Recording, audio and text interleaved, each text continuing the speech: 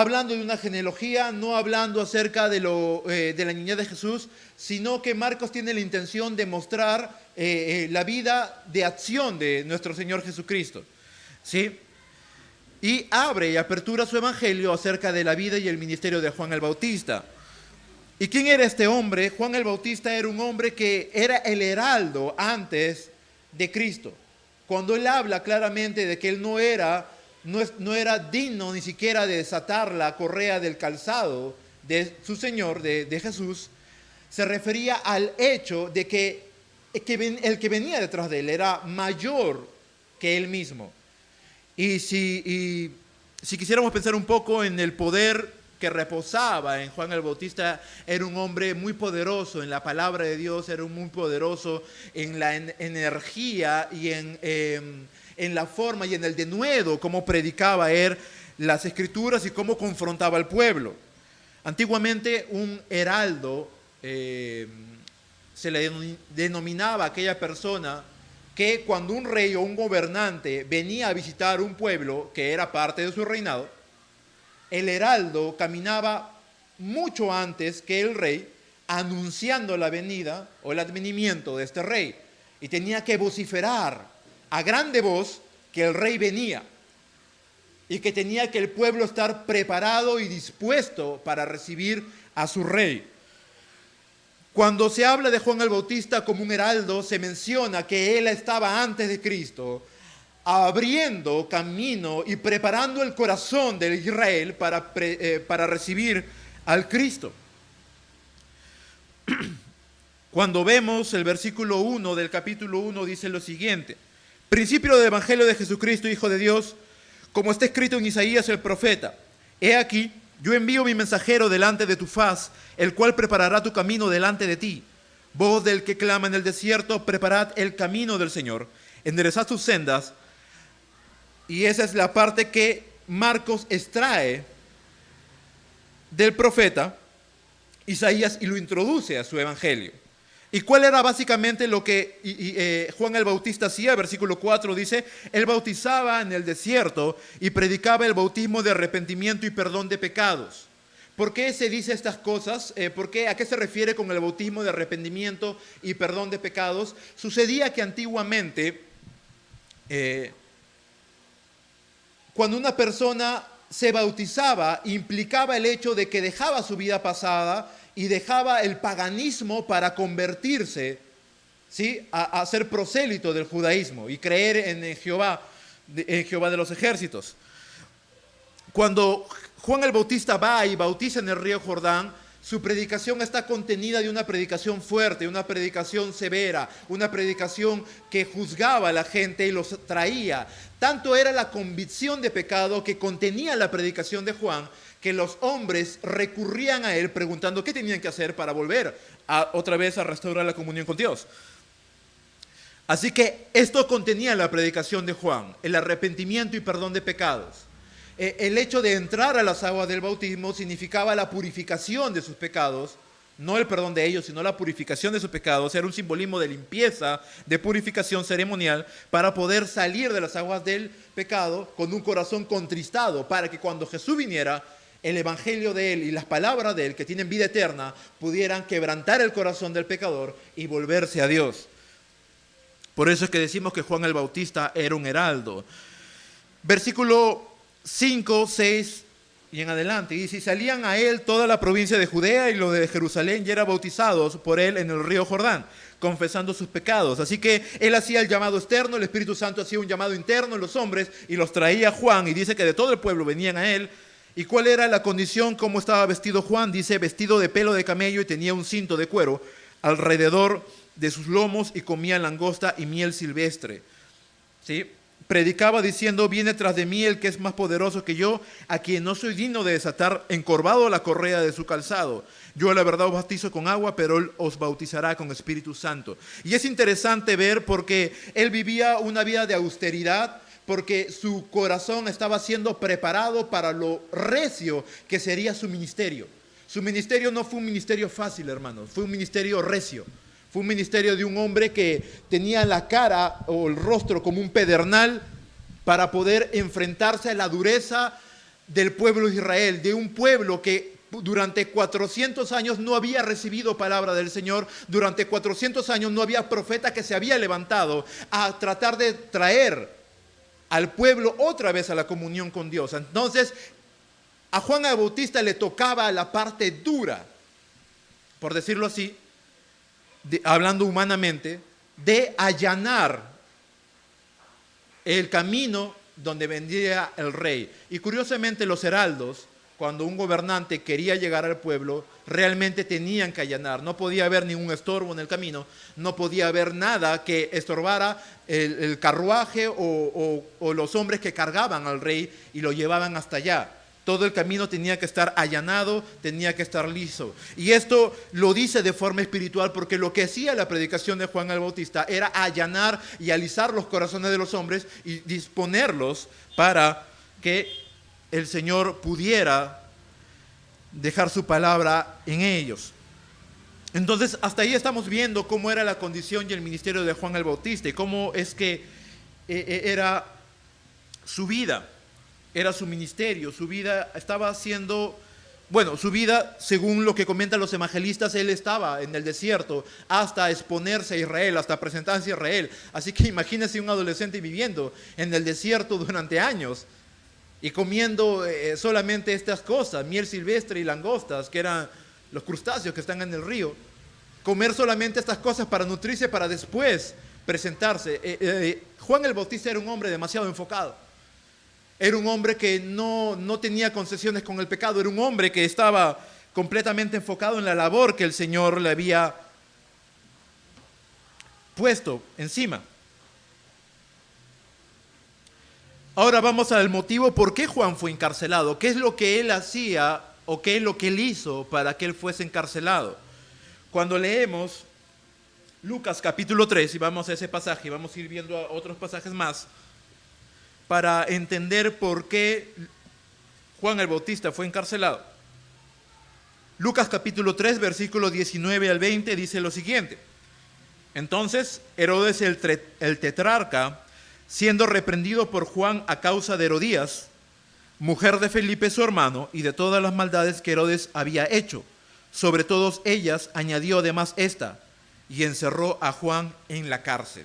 Ahora, ¿qué es lo que había pasado? Juan no tenía pelos en la lengua para decir la verdad. Él no tenía ningún problema en decir la verdad y las cosas como tenían que ser. Era un hombre con un carácter formado, era un hombre de un carácter inquebrantable. ¿Qué había pasado en ese momento en el contexto de su vida? Herodías, que era la sobrina de Herodes, tenía un medio hermano llamado Felipe. Herodías, esta sobrina, la sobrina de Herodes, tenía una relación con el medio hermano de Herodes, Felipe, y estaban casados. ¿Qué hizo Herodes? Adulteró con su propia sobrina, quitándole la mujer a su medio hermano, para después casarse. Mira ese sancochado que hubo, ¿no? En todo esto había una relación muy incestuosa que se estaba dando. Y Juan, a los ojos de él, por el celo por la palabra de Dios, por el celo por la ley, él no pasó de largo esta situación, sino que lo que hizo, como todo profeta, se presentó delante de Herodes y le dijo que no era posible que él hiciera estas cosas. Vamos a poder bordear más esto y vamos a volver a Marcos capítulo 6 para ver un poco más en los sinópticos y podamos enriquecer lo que nos está contando Marcos ya. Marcos capítulo 6, versículo 17 al 20. Y dice lo siguiente. ¿Lo tenemos, hermanos? Bien, vamos a leer. Dice,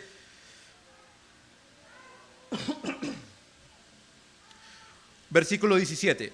Porque el mismo Herodes había enviado y prendido a Juan y le había encadenado en la cárcel por causa de Herodías, mujer de Felipe, su hermano. Bueno, en realidad era su medio hermano.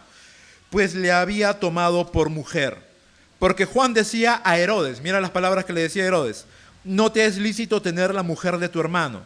Pero Herodías le acechaba y deseaba matarle y no podía, dice.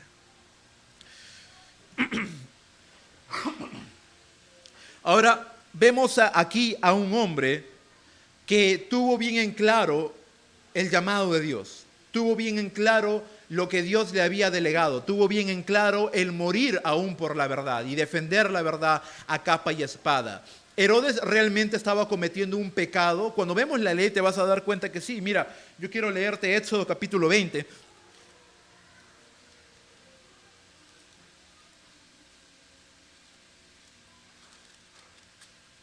¿Por qué voy a leer estos versículos? Porque le va a dar fuerza a la idea de por qué Juan tuvo que ser encarcelado y posteriormente muerto. Éxodo capítulo 20, versículo 17, dice: no codiciarás a la casa de tu prójimo, no codiciarás la mujer de tu prójimo, ni su siervo, ni su criada, ni su buey, ni su asno, ni cosa alguna de tu prójimo. Todo judío, todo israelita conocía completamente los 10 mandamientos que fueron dados de Dios a Moisés en el Sinaí. Así que para Juan el Bautista esto era una horrenda violación directa a la ley. Y él no podía soportar, no podía inclinar la cabeza en la almohada pensando de que Herodes, el gobernante de ese tiempo, sobre su pueblo podía hacer o cometer tal infamia. Otros versos más. Mira lo que dice Levítico 18:6.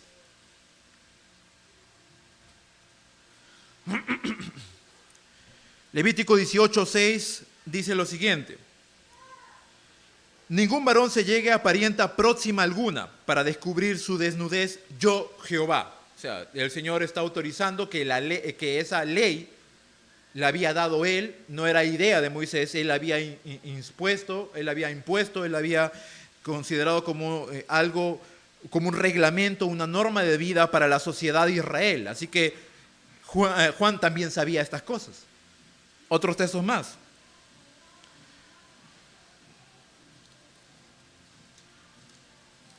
Si vuelves a Éxodo capítulo 20 y ves el versículo 14, es muy conocido y es muy pequeño. Dice: no cometerás adulterio. Así que para ese entonces Herodes tenía esposa, y en ese tiempo los gobernantes tenían esa libertad de tener muchas mujeres, pero para Juan el Bautista esto no era considerado algo ni moralmente bueno, y contra la ley de Dios era una violación directa y voluntaria a la ley de Dios. Así que Juan no podía contener o estar tranquilo acerca de estas cosas. Ahora, esto que sabía, este conocimiento de la palabra de Dios, le llevó a él a presentarse delante de Herodes para confrontarse.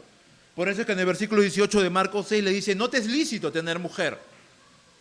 Y no solamente le dice: no te es lícito tener la mujer de tu hermano, recalcando lo que la ley enseña. Un hombre que realmente ama la palabra de Dios va a saber pelear por la palabra de Dios y va a saber luchar por la palabra de Dios a costa de lo que tenga que costarle el hecho de defenderla y de pelear por ella. Judas dice: combatid ardientemente por la fe. Y aunque Judas ni siquiera existía en ese tiempo, Juan era un hombre que combatía ardientemente por la fe y combatía ardientemente por la palabra de Dios. Él no solamente trajo a Israel a la comunión con Dios, sino que él fue mucho más allá y quería exhortar al mismo Herodes, a su propio gobernante, sabiendo él que Herodes tenía el poder de matarlo en ese mismo instante por su osadía. Sin embargo, Juan el Bautista no le importó lo que tuviese que pasar con tal de llevar a cumplimiento la palabra de Dios. ¿Qué aprendemos de esta parte? ¿Qué aprendemos de esta sección? Hermanos, y esto es a modo de exhortación, ¿realmente estás peleando por la palabra de Dios? Yo no estoy hablando de que tú pelees con tu hermano por puntos doctrinales, porque eso es algo que no te va a llevar a nada bueno. Yo no estoy hablando de eso. Yo estoy hablando del hecho de que tú defiendas y seas un dique de contención para la inmoralidad de este mundo. Estás haciendo eso, estás viviendo en tu propia vida un estándar alto de cristianismo, de tal forma que la gente que está a tu alrededor ve en tu propia vida una vida de pureza, de integridad, de moral, de ética correcta, agradable a los ojos de Dios, de tal forma que sin querer queriendo te busques problemas con la gente, porque desentonas en este mundo, estás desencajado en este mundo. ¿Por qué? Porque has cumplido lo que dice Romanos capítulo 12, no te amoldas a este mundo. Mira, Juan el Bautista tenía la oportunidad de solamente cumplir lo que el Señor le había dispuesto, traer el corazón de los hombres otra vez de vuelta a Dios y dejar las cosas ahí, hacerse de la vista gorda con Herodes y decir simplemente, bueno, él es el gobernante, él puede hacer lo que él quiera y hacerse un paso al costado. Sin embargo, él no, él fue más allá en su ministerio, él fue más allá en su llamado, él fue más allá en su vida de integridad. Él tenía un real celo por las cosas de Dios, un real celo por la palabra de Dios, un real celo de que la palabra de Dios se haga cumplimiento, no solamente en su vida, sino en la vida de los demás. ¿Y tienes ese celo tú también por hacer que la palabra de Dios tenga cumplimiento en la vida de las demás personas? Eso es algo que debiéramos pensar. No solamente te alegres por ser nutrido con la palabra de Dios. Trata de nutrir a otros también. Trata de vivir de tal forma que los demás vean en ti un ejemplo a seguir o alguien a quien odiar. Y tiene que ser así. Porque el mundo tiene que tener dos reacciones cuando vea tu vida. O te va a amar y va a decir, yo quiero lo que tú tienes. Quiero ese Jesús en el que tú crees. O va a crujir los dientes contra ti diciendo, ay, este cristiano, cómo lo odio. Porque eres un estorbo para las cosas del mundo. Porque eres un estorbo para la mundanalidad. Porque si tienes que meterte en un problema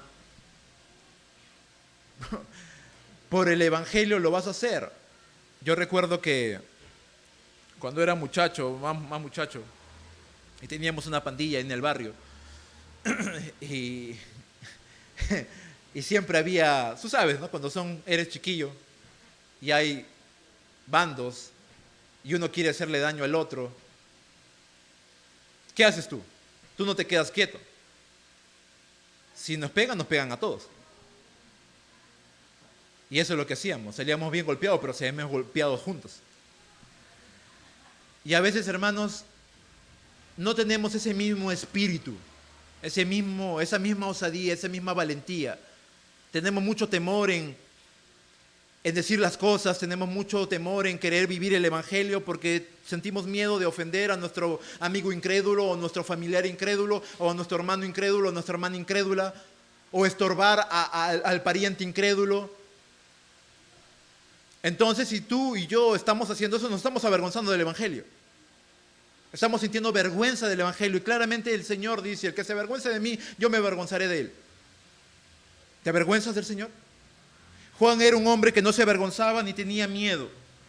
Él tenía el cinturón bien puesto, los pantalones, aunque no lo usaba, bien puestos. Era un hombre valiente, era un hombre osado. Tal vez sus piernas temblarían delante de Herodes, pero su corazón estaba firme y lleno de fuego por traer a cumplimiento la palabra de Dios. Hermanos, todavía Jesús no lo había dicho, pero mira la recompensa que Juan tuvo en su propio tiempo.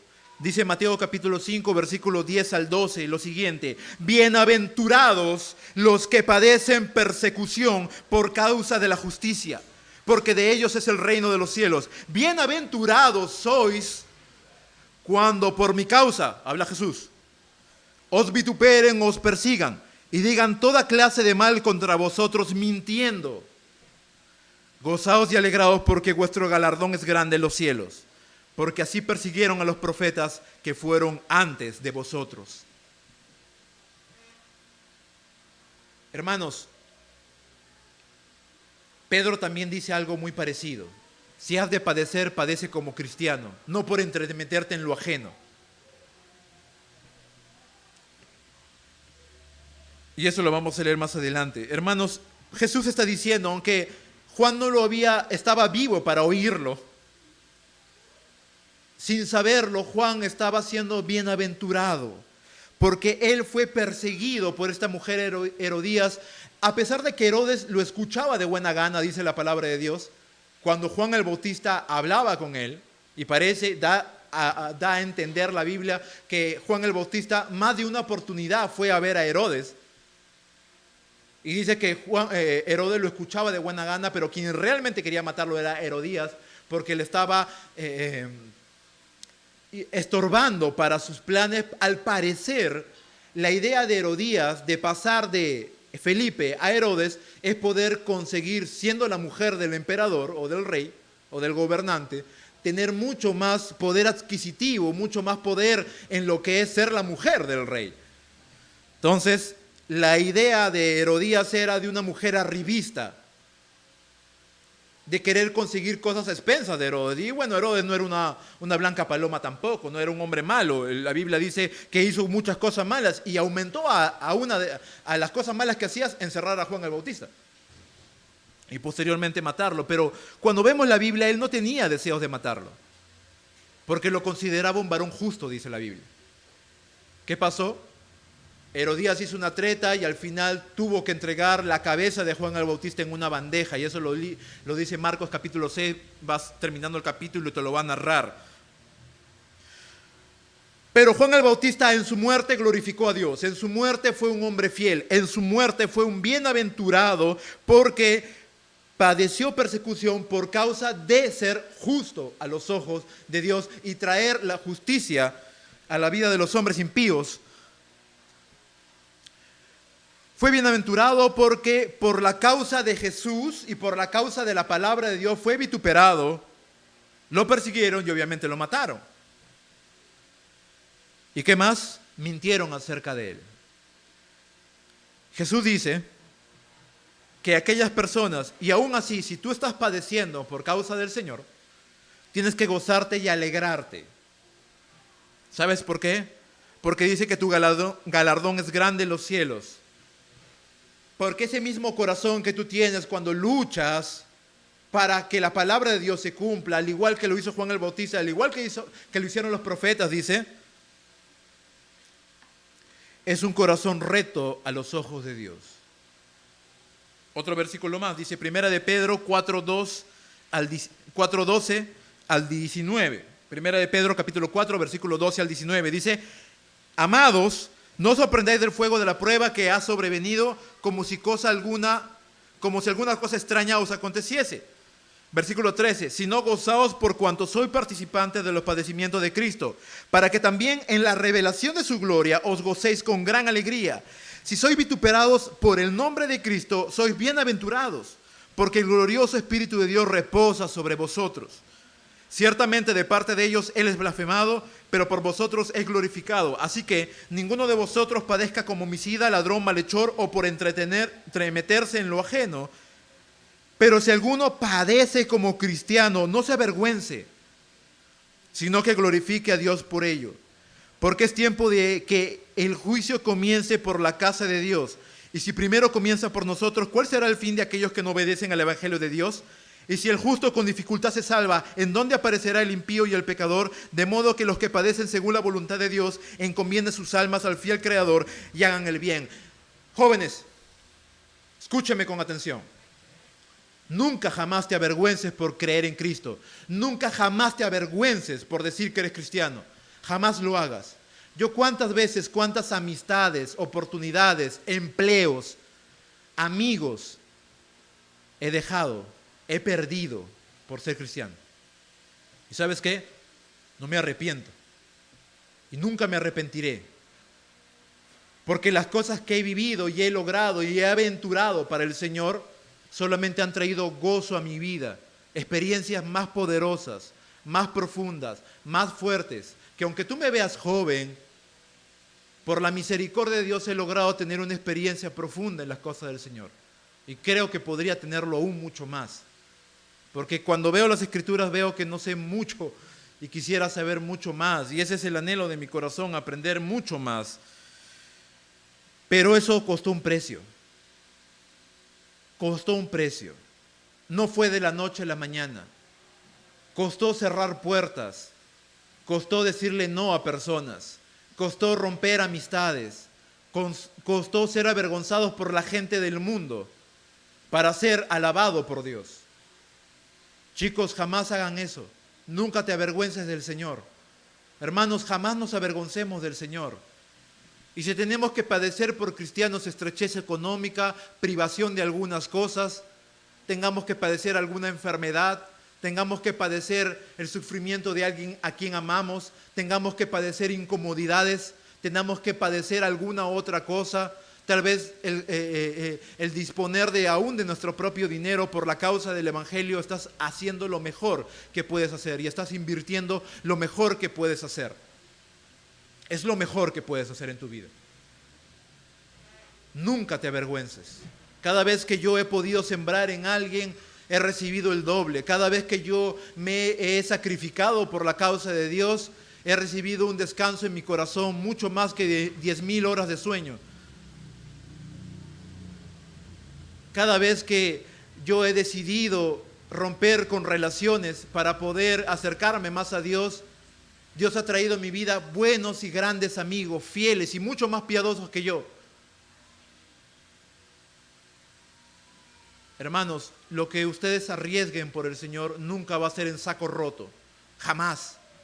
Y te lo dice un hombre que él ha vivido esas cosas. Y acércate a cualquier anciano, a cualquier hombre maduro en la fe, te podrá decir lo mismo. Todas las cosas y aventuras que vivas en el Señor jamás van a ser pérdida. Y Juan el Bautista lo sabía. Juan el Bautista esperó pacientemente. Yo me puedo imaginar a Juan el Bautista en el desierto, sentado en medio de la arena, mirando hacia el pueblo de Israel y diciendo: aún no es el tiempo. Le voy a esperar la voz del Señor, ansioso, esperando. Puedo pensar que en ese momento, en un momento de oración en que Juan el Bautista estaba en éxtasis, Dios le decía: Juan, ya, es el momento, ve a Israel, acércate al Jordán, bautiza. Y sin esperar ni un milisegundo más, Juan se paró sobre sus dos pies, corriendo hacia Israel y bien parado en medio, cerca al Jordán, gritando. Yo me puedo imaginar a un Juan el Bautista con una cara seria, con un ropaje áspero, con un corazón de fuego, con un corazón ardiendo. Esos cristianos faltan ahora.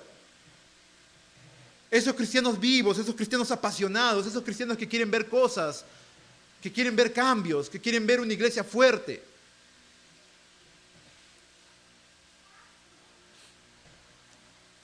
Si no te parece y no te conmueve la historia de Juan el Bautista, pues haremos pues a Jesús. Lo que dice el Señor y lo que nos enseña. Y es curioso porque estos dos pasajes tan pequeñitos contienen una información bastante profunda.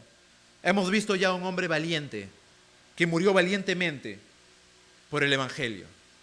Y ahora vamos a ver, el heraldo fue muerto, ya llegó el rey y está en medio de Israel. Y mira sus palabras.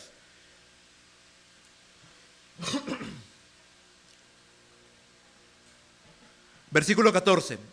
Y Jesús volvió en el poder del Espíritu a Galilea, y se difundió su fama por toda la tierra alrededor, y enseñaba en la sinagoga de ellos, y era glorificado por todos. Y hermano, ¿y qué tiene esto que ver, o qué tiene esto con nosotros? ¿Qué me puede enseñar solamente que Jesús se pare en medio? Nos enseña muchas cosas. En primera instancia, mira lo que está diciendo. Marcos dice: Jesús vino a Galilea predicando el evangelio del reino de Dios. Pero Lucas dice, capítulo 4, versículo 14, Jesús volvió en el poder del Espíritu a Galilea. ¿Y esto qué tiene que ver, hermano? Tiene que ver mucho. Cuando Pablo te habla en Efesios capítulo 5, versículo 17, versículo 18, que sed llenos y controlados por el Espíritu de Dios, porque de esa forma es que tú, siendo controlado por Él, puedes darle gloria a Dios en tu propia vida. Jesús no era alguien que estaba exento de eso. Me parece muy curioso y bastante hermoso que cuando tú ves Mateo capítulo 4, ver Marcos capítulo 1, cuando Jesús va impulsado por el Espíritu, sale del desierto lleno del Espíritu. ¿Por qué es importante ser lleno del Espíritu de Dios? Porque de esa forma es como tú vas a poder obedecer al Señor. De esa forma es como tú vas a poder tener una predicación poderosa. De esa forma es como tú vas a poder dejarte ser usado por el Señor. Jesús era un hombre que estaba lleno del Espíritu de Dios. El Espíritu de Dios reposaba en él. Él estaba siendo controlado por el Espíritu de Dios.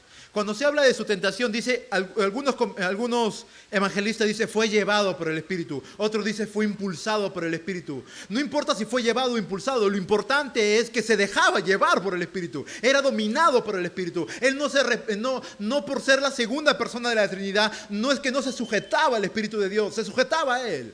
Y si nuestro Señor que sanaba, que expulsaba demonios con sus palabras, si nuestro Señor que podía multiplicar panes y peces, aún Él consideraba que tenía que ser lleno del Espíritu de Dios, créeme, ¿tú acaso no deberías ser lleno también? ¿Acaso tú no deberías pedir al Señor que el Espíritu de Dios controlara tu ser de pies y cabeza para ser controlado por Él y hacer la obra de Dios en el poder de Él?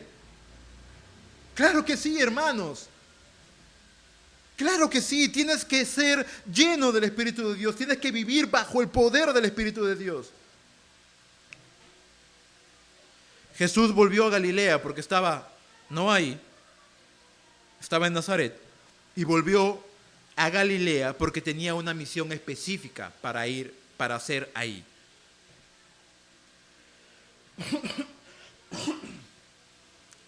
Mira lo que dice Mateo capítulo 4, nos da un espectro más amplio de lo que Jesús fue a hacer allí, porque Marcos no nos da mucha información, pero Mateo sí nos da bastante información.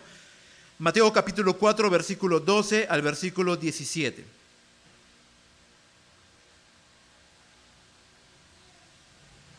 Mira lo que dice la Escritura.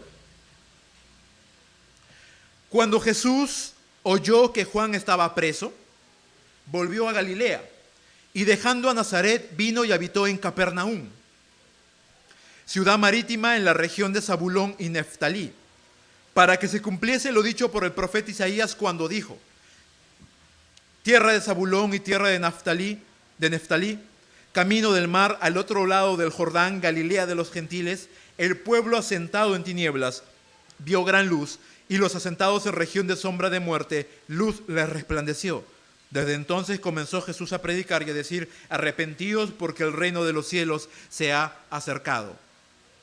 Cuando leemos esa porción de Mateo capítulo 4, la Escritura nos da hasta 3 aspectos importantes que podemos extraer de este texto. Y lo primero que podemos ver es a Jesús trayendo cumplimiento a la palabra de Dios. Jesús traía cumplimiento a la palabra de Dios, a las profecías de Dios. La segunda cosa es Jesús, tu Jesús, mi Jesús, yendo donde hay necesidad. Yendo donde hay necesidad. Y en tercer aspecto es Jesús siendo sensible a la necesidad. Y vas a ver por qué digo estas cosas. Vas a notar lo siguiente en el libro de Mateo, en el Evangelio de Mateo. Primero Jesús oye que Juan el Bautista está preso. ¿Sí? Así que no hay una voz profética ya. Y entonces Jesús, ¿qué hace? Él no se queda quieto, no se queda pasivo, sino va al lugar donde Juan había comenzado la obra. ¿Y qué hace? Dice, se acerca a Capernaum. Estaba eso cerca del mar de Galilea, ¿sí? Que después desembocaba en el río Jordán. Y ahí estaba la tierra, una región llamada Zabulón y otra región llamada Neftalí, ¿sí? Estas existían ya desde los tiempos de Josué. Pero ¿qué dice Mateo? Él coloca una cláusula como es típico en el Evangelio de Mateo y dice lo siguiente: para que se cumpliese lo dicho por el profeta Isaías cuando dijo. Esta cláusula siempre la usa él, ¿sí? Para dar a entender a los judíos al que iba este Evangelio que Jesús era el cumplimiento de las profecías del Mesías. Había muchas profecías acerca del Mesías, pero para que los judíos entendieran que aquel carpintero de Belén era justamente el Mesías prometido, Mateo colocaba, el profeta tal dijo tal cosa y Jesús lo cumplió cuando dijo, y coloca ese texto que incorpora de cualquier profeta, lo coloca ahí. Y vemos a Jesús cumpliendo justamente lo que muchos años atrás se había dicho. Ahora, ¿cuál es la profecía y de dónde proviene esta profecía? Versículo 14, vamos a seguir leyendo, dice: tierra de Zabulón y Neftalí, camino del mar, al otro lado del Jordán, Galilea de los gentiles, el pueblo sentado, mira, escucha bien, el pueblo sentado en tinieblas vio gran luz, y los asentados en región de sombra de muerte, luz les resplandeció. ¿De dónde sacó Mateo esto? Dice Isaías. Vamos a Isaías, capítulo 9.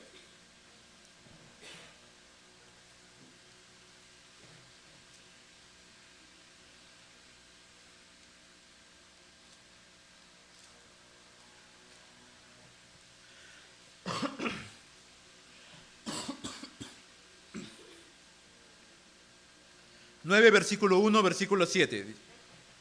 Capítulo 9 de Isaías, versículo 1, versículo 7. Dice: mas no habrá siempre oscuridad para la que está ahora en angustia, dice. Tal como la aflicción que le vino en el tiempo que livianamente tocaron la primera vez a la tierra de Zabulón y a la tierra de Neftalí. Pues al fin llenará de gloria el camino del mar de aquel lado del Jordán, en Galilea de los gentiles. Note bien la profecía. El pueblo que andaba en tinieblas vio gran luz. Los que moraban en tierra de sombra de muerte, luz les resplandeció sobre ellos. Multiplicaste la gente, aumentaste la alegría, se alegraron delante de ti como se alegran en la siega, como se gozan cuando reparten despojos, porque tú quebraste su pesado yugo y la vara de su hombro y el cetro de su opresor, como en el día de Madián. Porque todo calzado que lleva el guerrero en el tumulto de la batalla y todo manto revolcado en sangre serán quemados como pasto del fuego. Porque un niño nos es nacido, hijo nos es dado, y el principado sobre su hombro, y se llamará su nombre admirable, consejero, Dios fuerte, Padre eterno, príncipe de paz. Y lo dilatado de su imperio y la paz no tendrán límite sobre el trono de David y sobre su reino, disponiéndolo y confirmándolo en juicio y en justicia desde ahora y para siempre. El celo de Jehová de los ejércitos hará esto. ¿Por qué el celo de Jehová? Porque el Señor ama a su pueblo. Y el celo de Jehová quería que otra vez las naciones que él había elegido, donde mucho tiempo atrás le había dicho el pueblo que esa era la tierra prometida, volviera a ser una tierra de bendición. ¿Qué estaba pasando en el contexto histórico de Isaías capítulo 9 en esta parte? Le voy a leer lo que dice un comentarista acerca de lo que estaba sucediendo. Dice: sucedía que en el tiempo en el que hablaba Isaías, en el contexto en el que hablaba de Zabulón y de Neftalí, estas tierras fueron cautivas por un rey asirio, Tiglat-Pileser, y este rey asirio, había llevado cautivos estas dos tierras, y tú sabes las consecuencias que deja la guerra. Había hambruna, había escasez, había saqueos, había opresión y muerte. Y eso es lo que estaba pasando con este pueblo de Zabulón y de Neftalí. En ese momento eran tiempos oscuros para Israel, de dolor, de tristeza, de muerte, de fatalidad. Pero la profecía bíblica enseña que eso no sería siempre así, que en algún momento esas ciudades que estaban sufriendo por su opresor serían libertadas. Pero después Isaías le da una tónica bastante diferente y más que todo divina. Porque después de que habla y da la promesa de que estas tierras iban a ser libertadas por un opresor, y detrás de ese opresor había una hueste de maldad, porque nota tú lo que dice versículo 2 de Isaías 9, dice: el pueblo que andaba en tinieblas vio gran luz, y los que moraban en tierra de sombra de muerte, dice, luz le resplandeció. O sea que no solamente había un caos militar, había desorden y anarquía en ese lugar, sino que en el sentido espiritual también había opresión, había maldad, estaba sumido esa región en las manos de nuestro enemigo espiritual Satanás, ¿no? Que por toda la historia siempre él ha estado tratando de llevar, de ser tropiezo al pueblo de Israel y obviamente a nosotros que somos la iglesia del Señor. Cuando Jesús llega allá, a pesar de que Zabulón y Neftalí ya no tenían esa misma condición, hablando de pueblo, de poblado, ya no había ningún opresor sobre ellos, no había anarquía. Lo que sí había era una corrupción moral, espiritual, y una sombra de muerte, hablando en el sentido espiritual.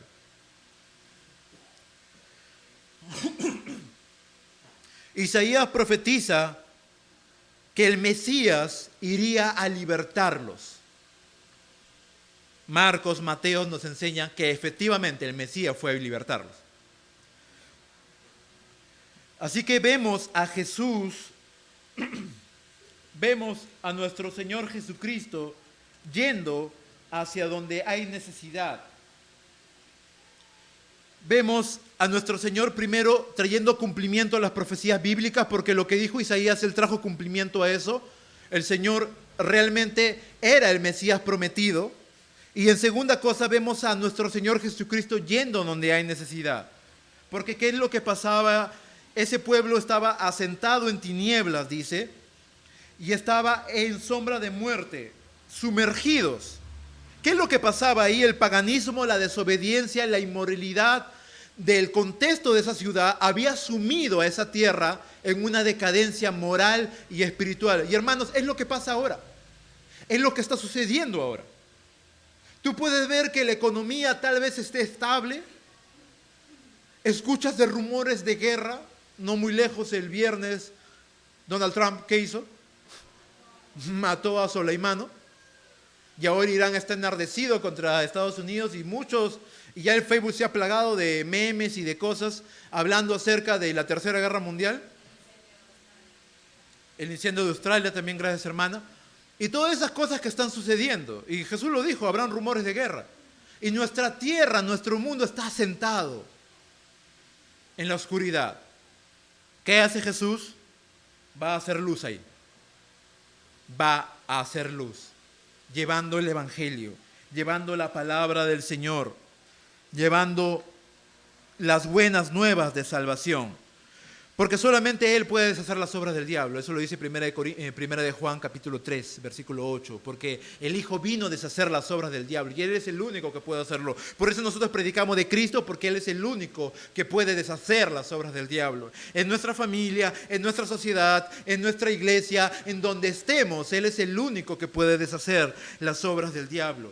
Y no solamente vemos a un Jesús yendo donde hay necesidad, que es lo que tú y yo debiéramos hacer, porque debemos de recordar el mandamiento, id y haced discípulos, id, ve, tú y yo tenemos que ir.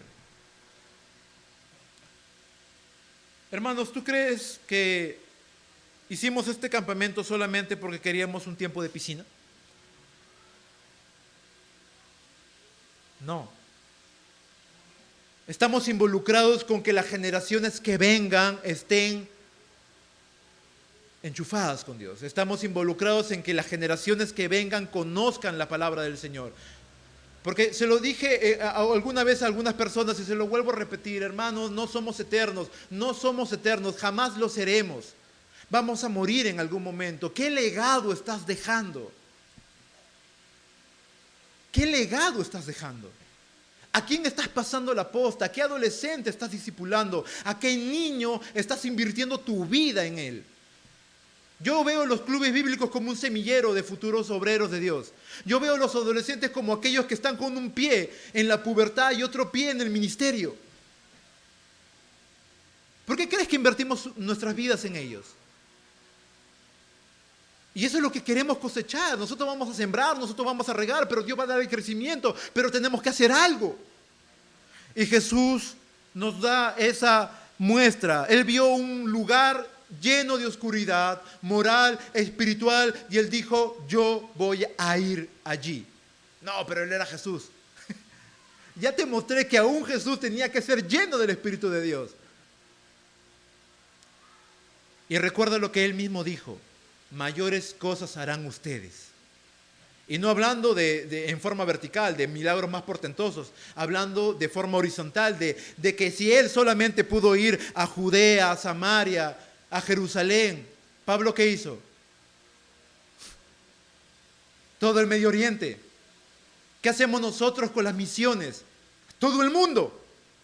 ¿Me entiendes la necesidad de ir a donde hay necesidad? Tenemos que ir donde hay necesidad. Tenemos que hacer lo que Jesús hizo. Vio el pueblo sentado en tinieblas y ese pueblo cuando lo vio Jesús, vio la luz. Tienes que llevar la luz allá. Jesús fue sensible a la necesidad. ¿Tú crees que Jesús solamente con estar ahí dijo, ya, ok, ya me tienen, ahora son felices, yo soy la luz? No, aún tu Señor tuvo que abrir los labios y predicar. Aún tu Señor tuvo que poner las escrituras. Aún tu Señor pasaba todo el tiempo en la sinagoga abriendo las escrituras a los demás. Aún tu Señor tenía que ir tras las personas a la casa de Israel, como Él dijo. Él no esperó que las masas vinieran. Si bien es cierto, las masas venían por lo que Él hacía, pero Él iba, recorría largos tramos buscando a los hombres, predicando, llamando. Él enseñaba, Él liberaba demonios, Él sanaba, miraba, escogió los 12, los llamó, los preparó, los consolidó, los discipuló, los envió. ¿Te das cuenta de la dinámica? Entonces hay que hacer lo mismo. Él fue sensible a la necesidad. Mira, ni aún tu Señor consideraba que Él mismo era, que Él podía hacerlo todo. Llamó a 12 que lo ayudaran, repartió la carga que Él tenía. ¿Qué es lo que engloba la predicación de Jesús? Dice, el tiempo se ha cumplido. Primera cosa. Segunda cosa, el reino de Dios se ha acercado. Y tercero, arrepentíos y creed en el Evangelio. Y cuando hablaba de que el tiempo se había cumplido, se refería al hecho de que, hermanos, para Israel ya no había palabra de Dios. En Israel no había profeta. Es más, cuando vieron a Juan el Bautista presentarse, muchos decían, oye, ¿eres el Cristo? Porque ellos estaban esperando que algo sucediera. Y 400 años que no había palabra de Dios. Imagínate eso. Es como que tú estés asistiendo a esta iglesia durante un año y nunca ves a un pastor predicar. Y todos los domingos te sientas a esperar, pasa 1 hora, 2 horas y nadie predica. Y te tienes que ir a volver al siguiente domingo para esperar la palabra de Dios y no hay nadie que te pueda predicar. Y lastimosamente eso sí es una realidad en otros lugares. Y hay que orar por eso. Una de las cosas que el pastor me comentaba es en algún momento hacer una gira para poder instruir a otras iglesias, a otros pastores, a otros obreros en la palabra de Dios. Porque lastimosamente eso es una realidad en otros lugares. Y por eso, aún por eso tienes que agradecer a Dios, porque tienes hombres que te pueden enseñar la palabra de Dios. Qué hermoso, ¿no? Yo sí estoy agradecido por eso. Yo estoy agradecido cuando me puedo sentar y escuchar un sermón de Peterson, de Rubén, de Ernesto, del pastor o de otro hombre de Dios. Porque yo también soy humano y tengo que recibir la palabra de Dios. Y cuando Jesús decía el tiempo se ha cumplido, es que Dios el Padre ya había dispuesto que ese momento concluyera para que comenzara al reino de los cielos a instaurarse. Y Jesús ya estaba ahí, el reino de los cielos estaba con Él. Así que el tiempo se ha cumplido. El tiempo de silencio, se irrumpió ese silencio. Había un silencio sepulcral y de pronto, ¡prá! Bulla, ruido, la voz del que clama en el desierto, Juan el Bautista, y seguido el eco del Señor, hablando. El tiempo se había cumplido, el reino de Dios se había acercado. ¿Por qué? Porque, hermanos, y hay que entender esto, la iglesia es una extensión del reino de Dios. En el reino de Dios se cumple la voluntad del rey. No vas a ver en ningún reino humano que los súbditos del rey vivan según sus parámetros, sus conceptos, sus designios, sin considerar la voluntad del rey. Todo gobierno, toda monarquía tiene que sujetarse a lo que el rey dice. Y cuando hablaba del reino de Dios es que lo que hizo Cristo Jesús al estar en la tierra es predicar el evangelio, conseguir adeptos para Él mismo, cambiar los corazones, y habían hombres llenos del Espíritu de Dios que fueran la extensión del reino de los cielos. Por eso decía, el reino de los cielos se ha acercado, ya estaba entre ellos, y era Jesucristo y la obra que había comenzado. Pero para que eso se diera era necesario abrazar el evangelio, y por eso es que Jesús terminaba su predicación diciendo, arrepentíos y creed en el evangelio. La palabra arrepentido viene del griego metanoia, que es un cambio de mentalidad. No podemos acercarnos al Señor con los mismos preceptos del pasado, ni con los mismos conceptos, ni con cosas preconcebidas en la mente. No podemos acercarnos y vivir el Evangelio de esta forma, necesariamente tu mente tiene que ser renovada. Mi corazón y mi mente tienen que ser renovadas. Y es interesante porque cuando tú ves Marcos capítulo 3 y Jesús habla de los odres viejos y los odres nuevos, les hablaba a los fariseos que ellos vivían con una interpretación de la ley que no era la correcta, y cuando llegaba lo fresco que traía Cristo, esos odres viejos no soportaban el vino nuevo que caía sobre ellos y reventaban. Y eso era algo que siempre pasaba cuando los fariseos se acercaban a Jesús. No soportaban las palabras, no entendían lo que ellos decían. Según eran muy inteligentes para todo, pero para con las palabras de Jesús eran hombres huecos, no entendían, no podían comprenderlo, porque su corazón estaba endurecido. Y es por eso que Jesús dice: arrepentíos. Y eso tiene que ser parte de nuestra predicación, llamar a las personas al arrepentimiento. No creamos que por nuestra carisma, nuestra buena fe, o por lo que podamos hacer o decir, simplemente la gente va a venir a gorgotones hacia nosotros. Tenemos que ser conscientes de exponer las Escrituras claramente y de manera concisa para que la gente pueda entender y después creer en el Evangelio. Y tenemos que llamar a los hombres a confiar. Jesús llamó a los hombres a confiar en su persona. Y es algo que tú y yo tenemos que hacer. Tenemos que llamar a confiar a las personas. Y es curioso porque estos dos verbos están en imperativo, así que son una orden. Jesús no estaba invitando a la gente. Y eso es lo que difiere de una predicación liviana a una predicación con denuedo en el poder de Dios. Jesús llamaba a los hombres, ordenaba a que todos se arrepintieran y creyeran. Era un imperativo. Así que, y curioso porque también está en presente, y eso implica que no solamente tenían que arrepentirse como un mandato, sino que tenían que arrepentirse ahora, en ese momento en que Jesús hablaba. De la misma forma, el día de salvación es hoy. Y si tú que estás acá y nos has visitado por primera vez, no comprendes muy bien de lo que estamos hablando, te quiero mencionar algo importante que debes de reconocer. Este hombre, Jesús, que está predicando ahora y liberando a las almas cautivas que están en la región de Zabulón y de Neftalí, es el mismo que murió por ti y por mí en la cruz del Calvario, para que todos aquellos que miren a Él tengan vida eterna en abundancia. Porque tú y yo, según la palabra de Dios, no podemos por ningún motivo procurarnos la salvación. Porque la Biblia dice en Romanos capítulo 3, versículo 10, dice: somos inútiles. Y la retribución que nos da el pecado, según Romanos 6, 23, es que es la paga del pecado, que nosotros vivimos constantemente en él, es la muerte. Así que merecemos la muerte. Pero la Biblia dice que el que no conoció pecado se hizo pecado por nosotros, para que nosotros estemos delante de Dios justos en él. Así que si has venido por la primera vez y no te han predicado el Evangelio, pues ese es el Evangelio. Tienes que arrepentirte. Porque así no vas a poder saborear ni gozar de los placeres del Evangelio. Así no vas a poder conocer cuán bueno es Dios, cuán maravillosa es su misericordia. Porque dice la palabra de Dios, la Escritura es clara. Dice: su voluntad es buena, agradable, perfecta. No la podrás conocer a menos que abras tu corazón y creas en Jesús como tu Señor y Salvador. Él es el único que puede traer paz a tu corazón. Por eso Él decía de sí mismo: venid a mí los que están trabajados y cargados, y yo os daré descanso. Necesitas de Jesús. Y es lo que Jesús vino a hacer.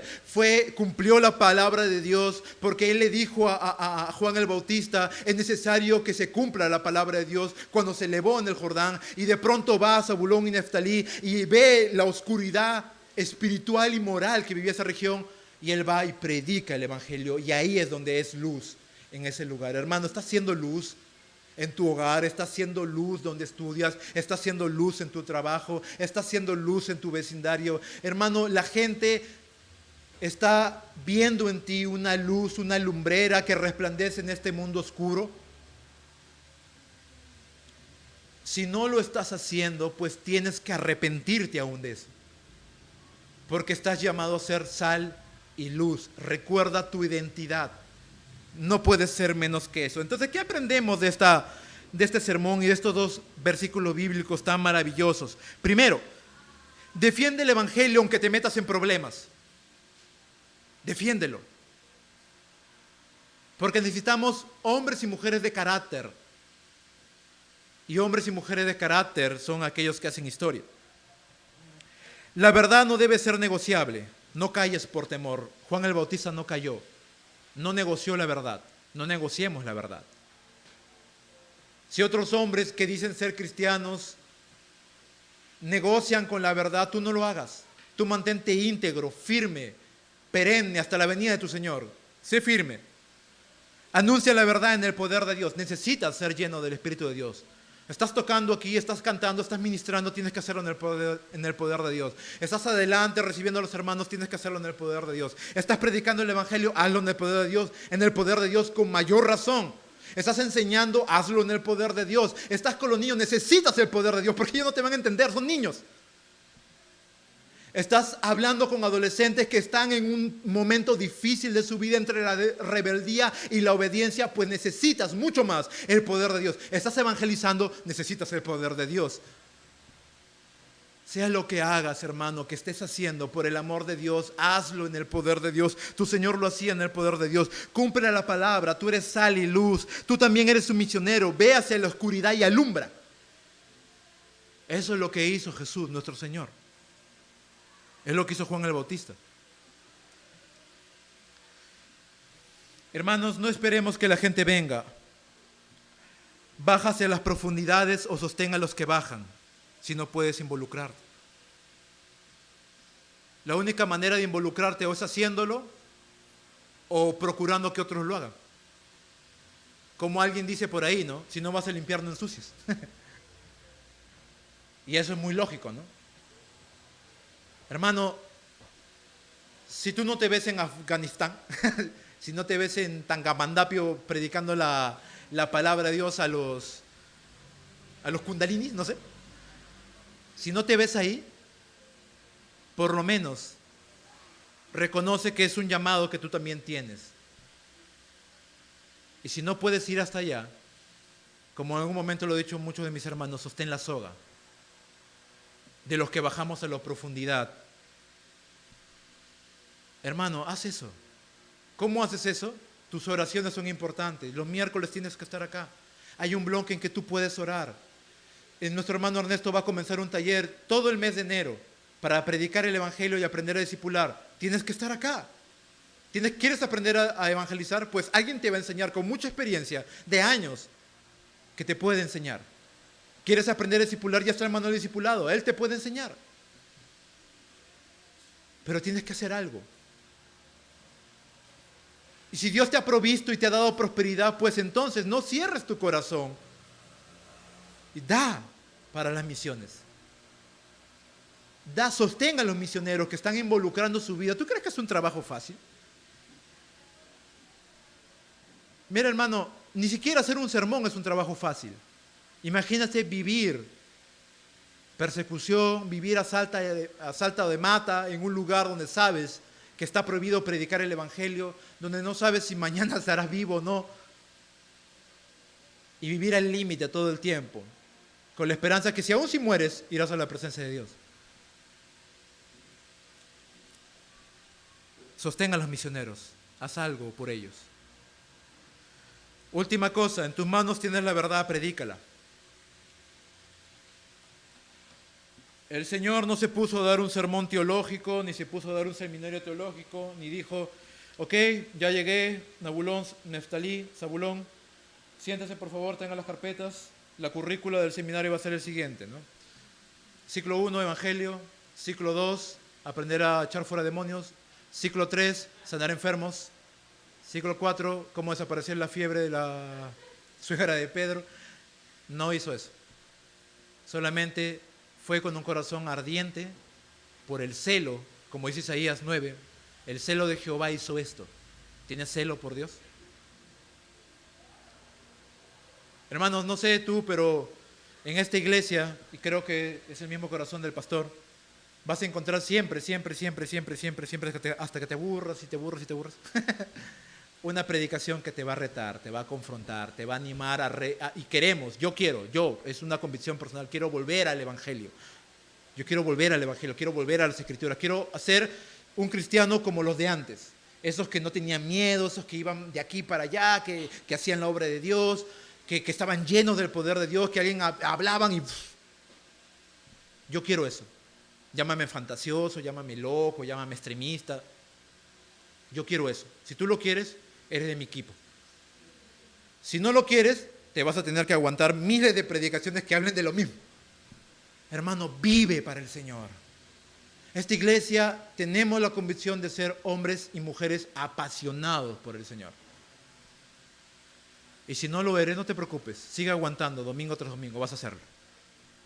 Es nuestra oración siempre. Vamos a orar. Señor, te damos las gracias por tu palabra revelada, por tu preciosa palabra, Señor. Queremos ser como Juan. Queremos vivir como Juan. Si me tengo que meter en problemas, pues me meteré en problemas, Señor. Dios mío, quiero vivir el Evangelio. Quiero vivir así. Quiero que mi hija me vea vivir para el Evangelio. Quiero que mi hija tenga un recuerdo cuando esté grande y me diga: mi viejo